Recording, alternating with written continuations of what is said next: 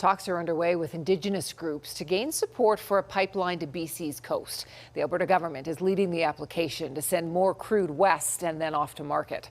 But First Nation groups seem split on whether to embrace the province's pitch. Jordan Canagan reports.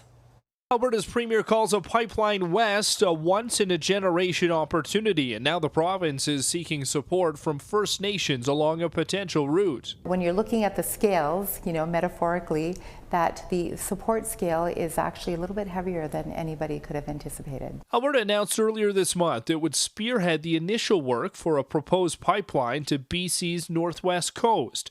It's teaming up with private partners to suggest a route and figure out cost.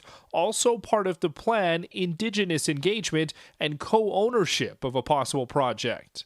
Well, it means prosperity. It means seat on the board. It means being able to control a major project like this and have input and influence. But there is also strong opposition. The Coastal First Nations group, where a possible pipeline could go through, says it's a firm no.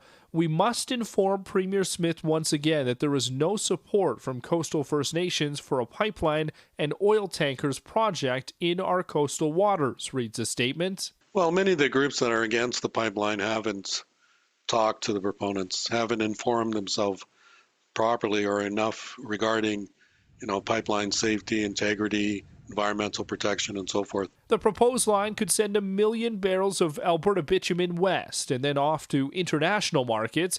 Alberta's Indigenous Relations Minister has visited with 5 communities so far and talked to a dozen more on the phone. More trips are planned next month. I think the encouraging thing to focus on is that there's not outright opposition unanimously.